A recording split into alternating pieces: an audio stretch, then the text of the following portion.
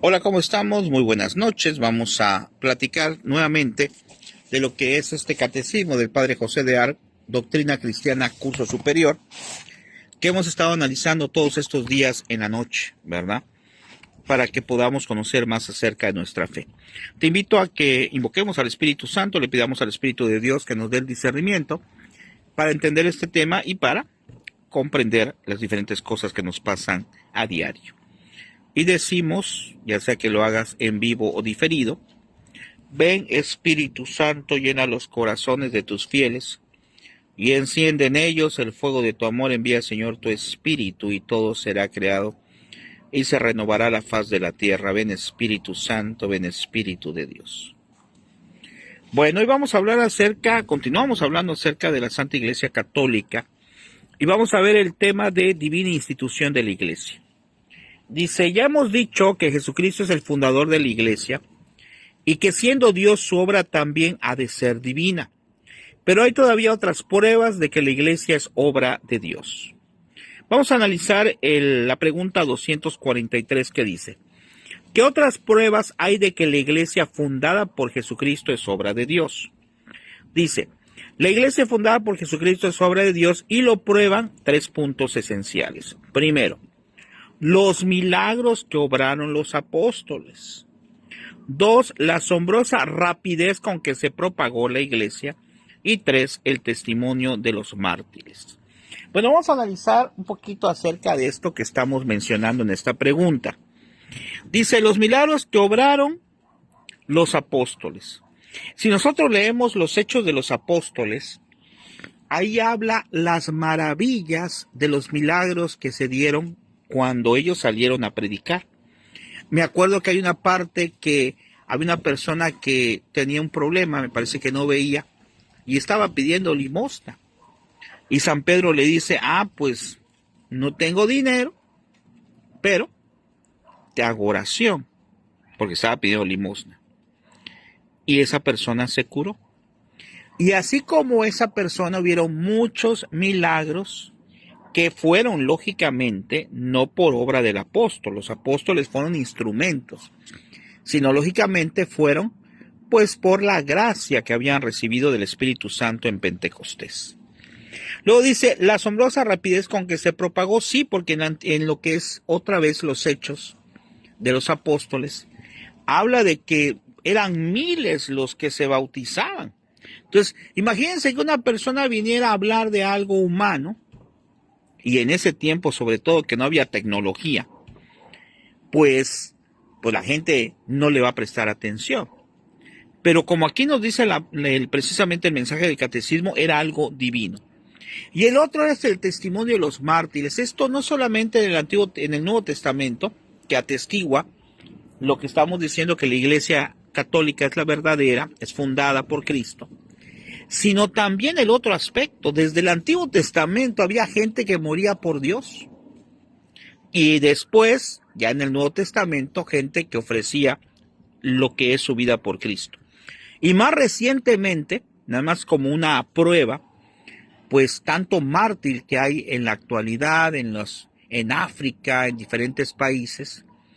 Y me viene a la mente de la guerra cristera, ¿verdad? A lo mejor tuviste la oportunidad de ver la película de Cristiada, donde pues ahí nos relata como aquí en México, hace muchos años, pues se cerraron las iglesias y la gente luchaba por la libertad religiosa. Ahora es otro tipo de lucha, pero es lo mismo. Cuando una persona trata de hablar de Jesús, a veces lo callan a nivel político y se argumenta pues que ese es un estado laico. Sí, es un estado laico, pero ¿qué pasa? Que a veces viene un grupo y pinta una barda y no les hacen nada. Y si alguien llegara y pintara una barda y pusiera Jesús te ama, pues a lo mejor lo meten a la cárcel, ¿no? Entonces, son las cosas que pasan en la actualidad.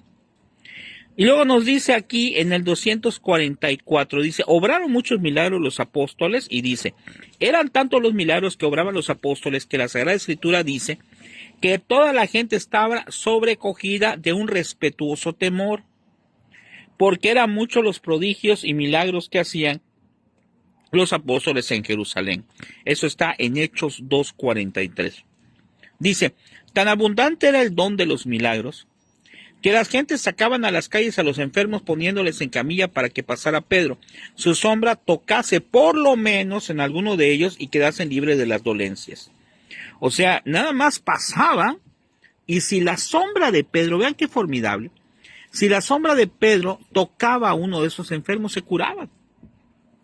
Y luego nos dice, concurría también a Jerusalén mucha gente de las ciudades vecinas trayendo enfermos y endemoniados, los cuales eran jurados todos. Hechos 5, 15, 16.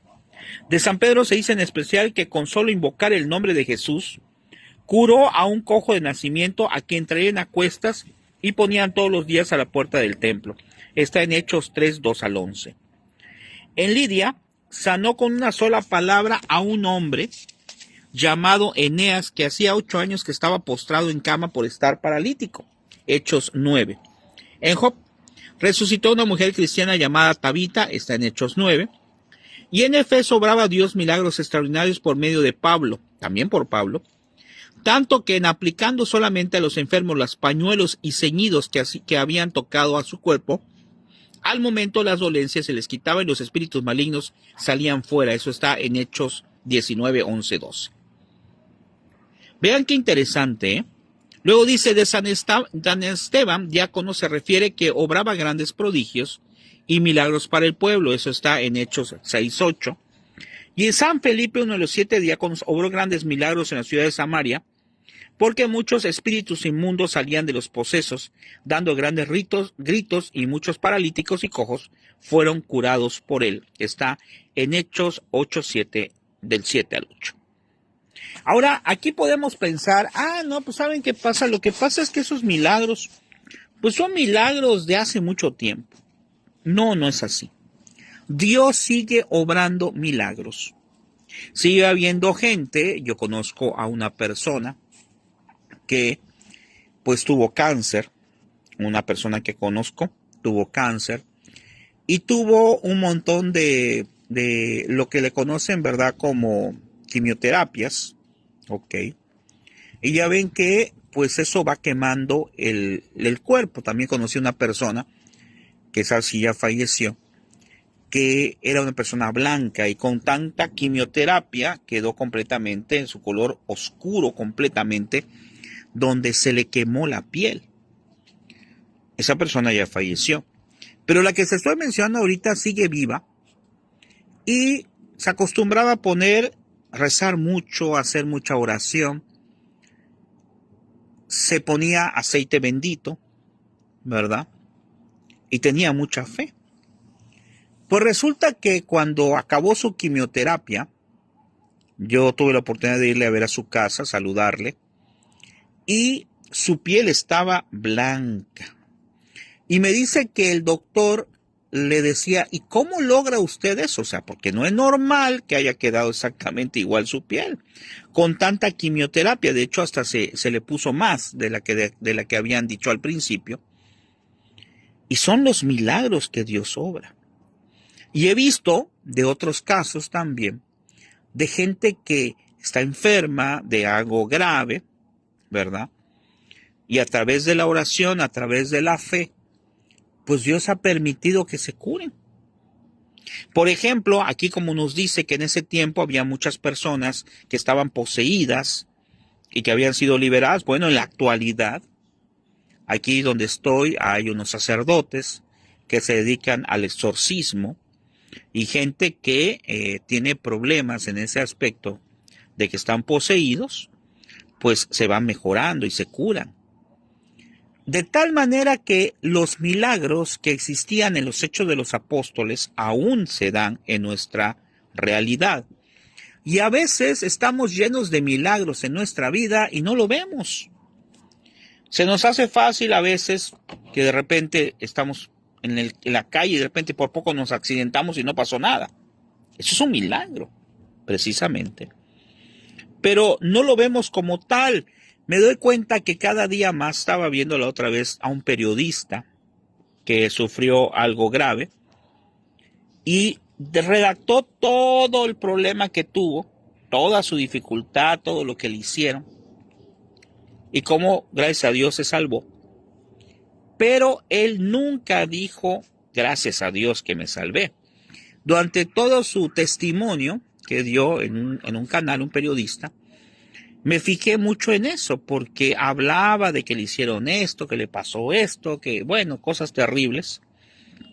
Pero siempre decía, gracias a la suerte, gracias a la situación, gracias a las circunstancias, pero nunca dijo, gracias a Dios. Entonces, esa es la situación que es muy importante, que a veces se nos olvida agradecer a Dios por los milagros que obra diario en nosotros. Tan solo con el hecho de estar vivos es más que suficiente para darnos cuenta que Dios ha hecho un milagro en nosotros. ¿Por qué? Porque no me dejarás mentir que un día de repente pues no amanecemos. Y como ya hemos dicho en otros temas, pues daremos cuentas a Dios, nos iremos directamente al juicio particular.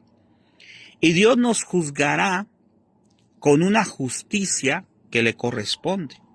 Pero este es momento de misericordia, donde podemos confesarnos, platicar con el sacerdote y recibir el sacramento de la confesión. Gracias, muy amable, muy buenas tardes, buenas noches, a los hermanos que nos van saludando. Ahora vamos a ver una cosa que es interesante. Dice, ¿qué prueban? En el 245 dice, ¿qué prueban estos milagros de los apóstoles? Prueban que la iglesia, cuyo divino origen ellos atestiguan, es verdaderamente obra de Dios, porque Dios no hace milagros para confirmar una impostura.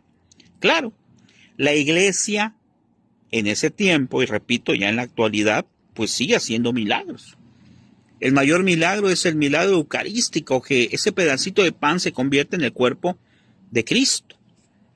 Pero no podía existir una iglesia que no fuera divina.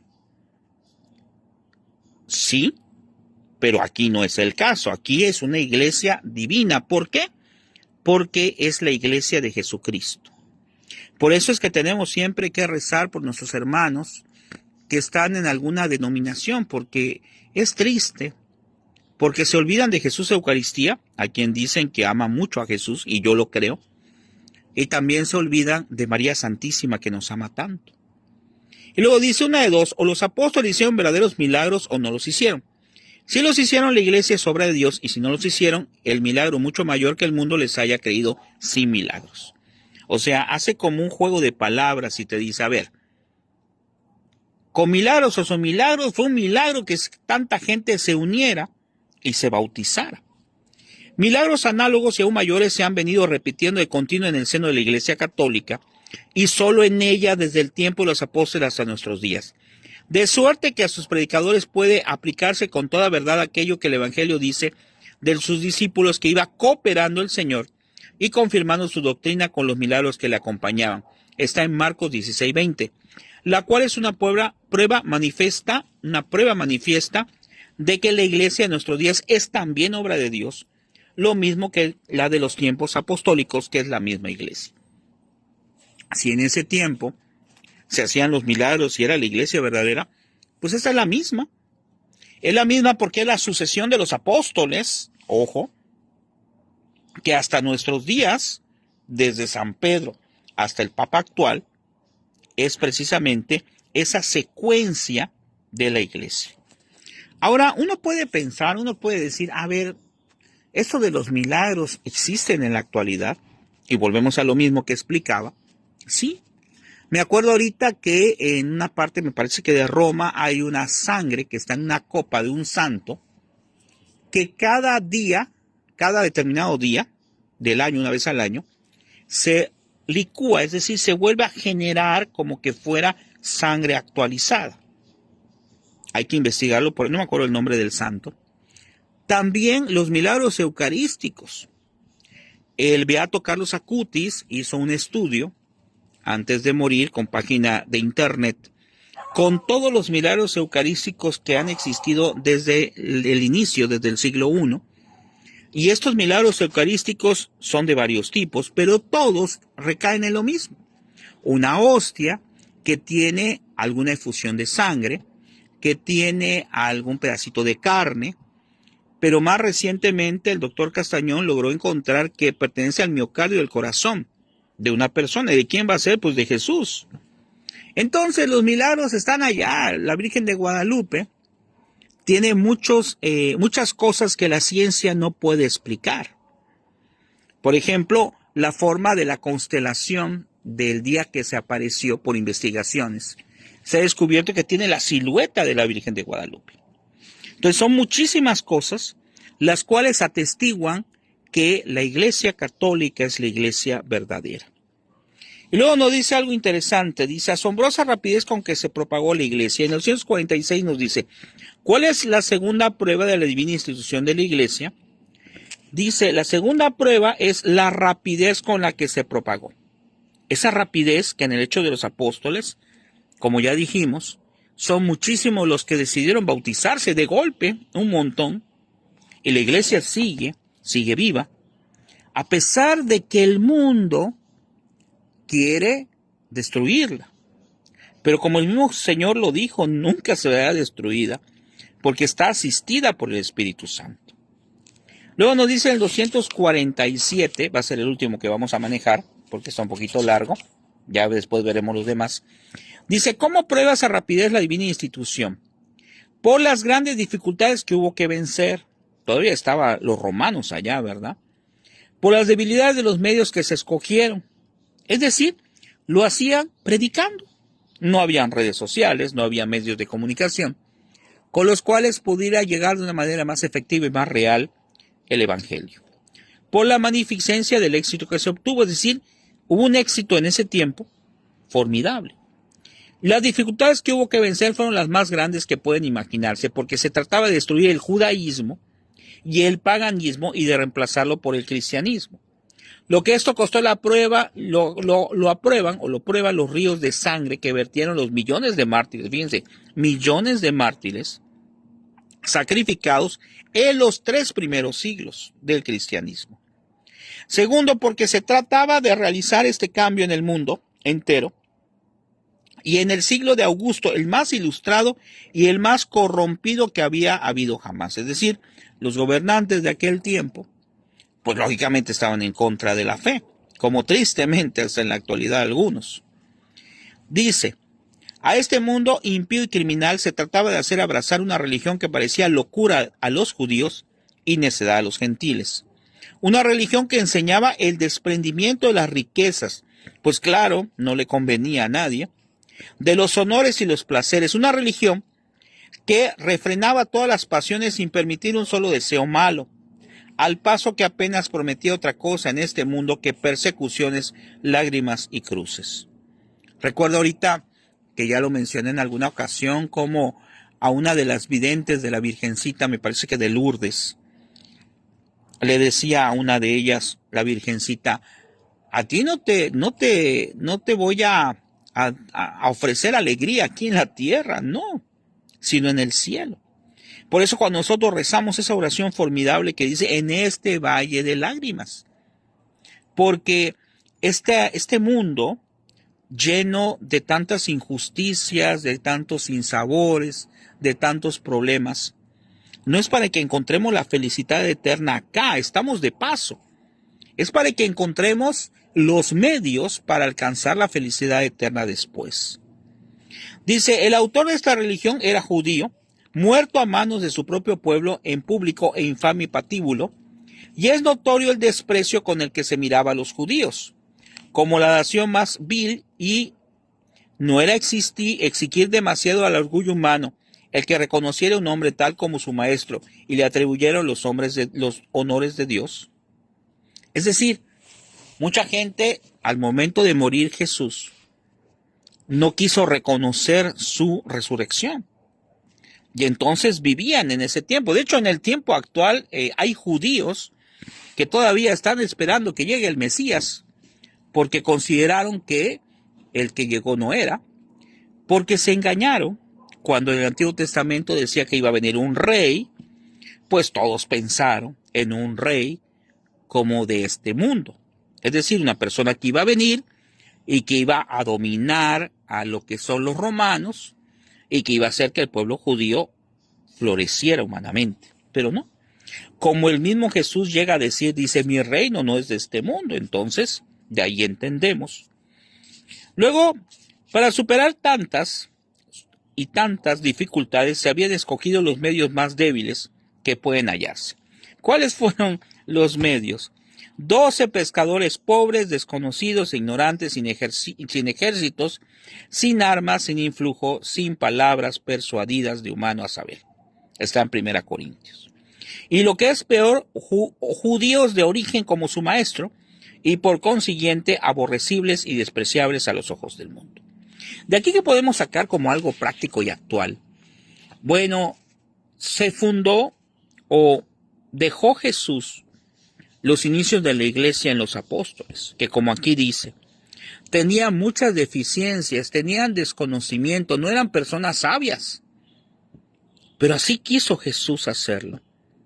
Así que a veces, nos podemos sentir indignos, sí, claro que somos indignos, pero nos podemos sentir, incapaces de llevar el evangelio a otras personas.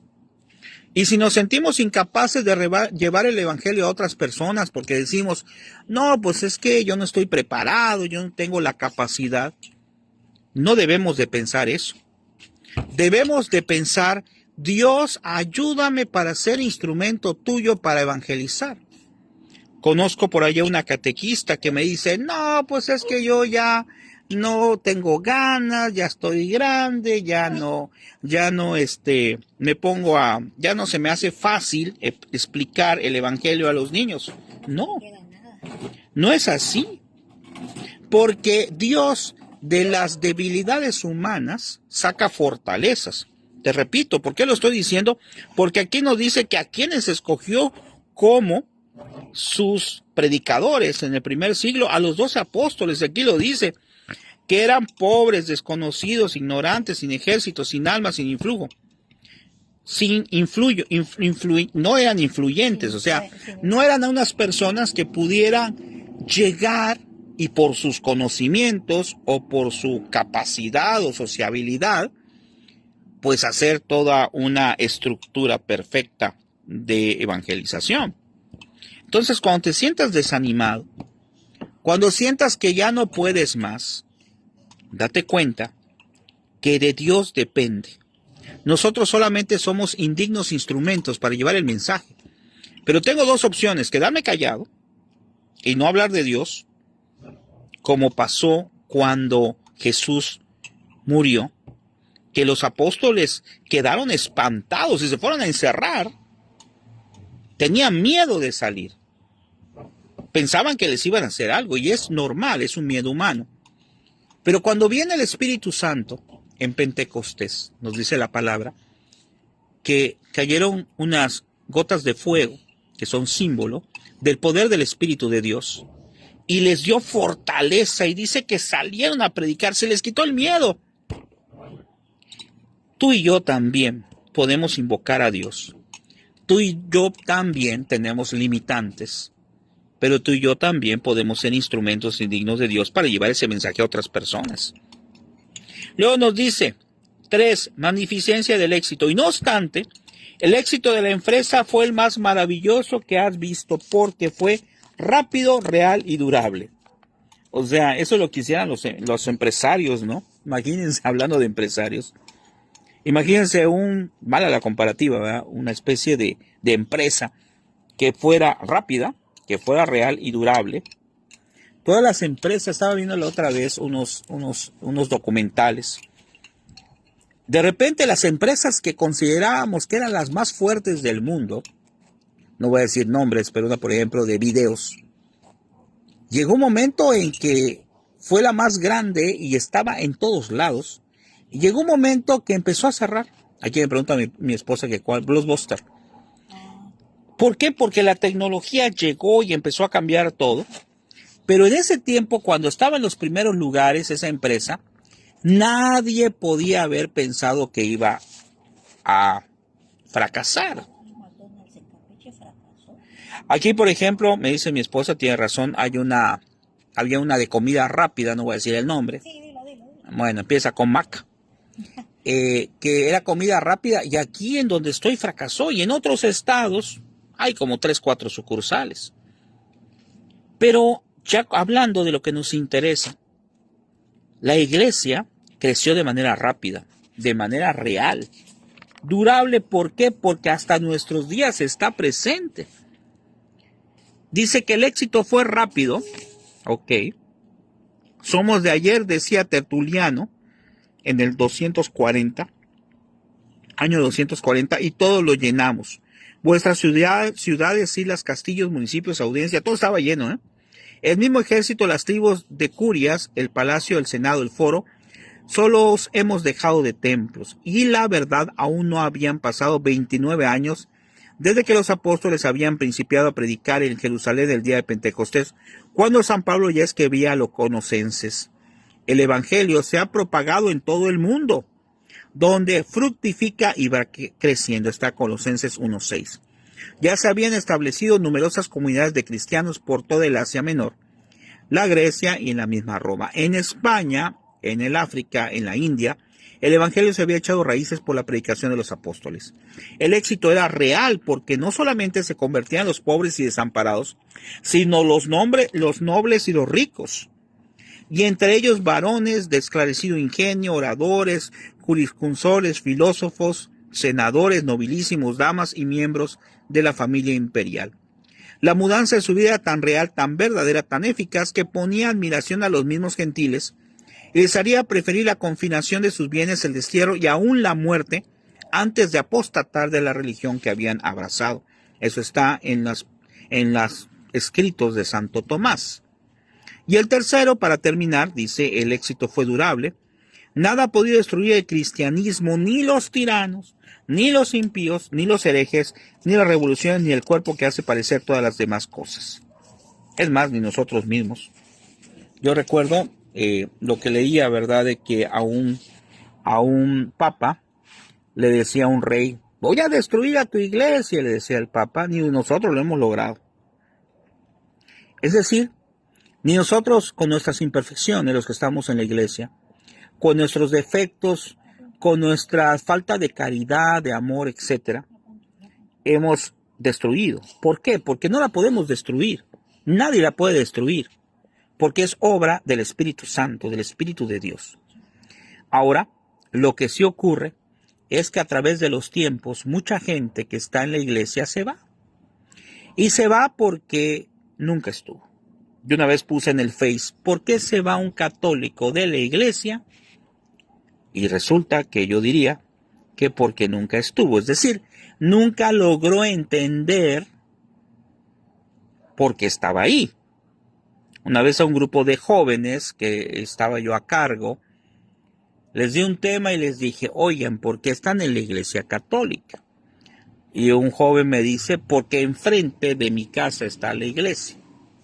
Otro, porque mi abuelita es católica, porque mis papás. Y qué bueno que sus papás estén en la iglesia católica, que su abuelita, pero yo les decía, ¿y ustedes por qué están? Te aseguro, hermano, y ojalá le digas a alguien, que si una persona investiga históricamente, espiritualmente, el magisterio de la iglesia, la vida de los santos, las sagradas escrituras, la riqueza de la liturgia en la misa, no solamente no se va a salir, sino se va a enamorar de la iglesia a tal grado que no va a querer estar yendo a otros lados más que en la presencia de Dios.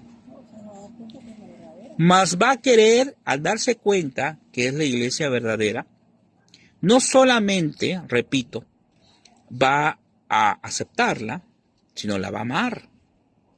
La va a amar plenamente.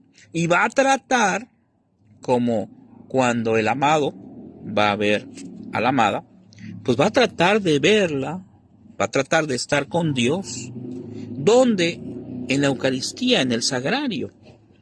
Va a tratar de visitar diario a Jesús para que esté en su presencia. Bueno, nos vemos. Que pasen buenas noches.